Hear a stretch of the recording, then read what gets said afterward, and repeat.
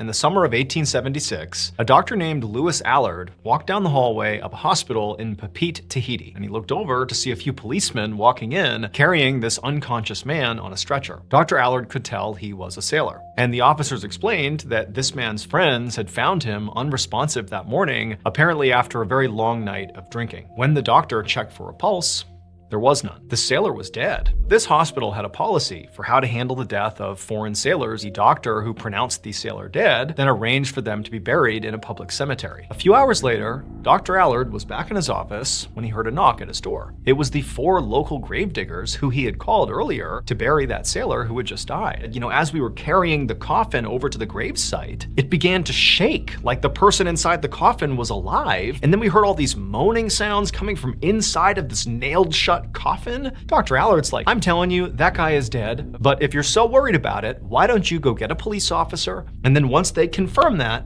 please do your job and bury this guy. And then a few hours later, Dr. Allard heard another knock on his door. It was a police officer, and he had gone over, checked the coffin, and the coffin wasn't moving, it wasn't making any weird sounds, and so the gravediggers had, at that point, buried the coffin. About a week later, Dr. Allard had basically forgotten about this whole snafu around the coffin, and he was out, like he normally was at night, to go for a walk. The area that he liked to walk in the most was actually the cemetery, and he could have sworn he saw somebody standing behind a tree. This dark silhouette steps out from behind this tree, clearly looking right at Dr. Allard. And so Dr. Allard instinctively, who's now feeling a little bit frightened, turned and just started walking away. Then it's like the hairs in the back of his neck stood up. And so Dr. Allard, he turns and starts to run. And as he's running, he hears this horrible high-pitched scream. And it's the same guy who died a week ago, the same sailor that he buried. And he jumped on Dr. Allard and began throttling him. And then Dr. Allard just blacked out. Dr. Allard came to, and there's nobody there. Over the coming weeks, Dr. Allard sort of spiraled into madness. He would see out of the corner of his eye for a second like a glimpse of this dead sailor's ghost. What Dr. Allard ultimately did is he decided to walk up to the roof of his house and throw himself off. It would turn out the sailor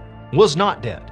He was just so drunk that it felt like he was dead. And he actually managed to break out of the coffin, and so he decided he would play a prank. For the next week or so, he just kind of hid out. He knew the doctor took his walks in that cemetery.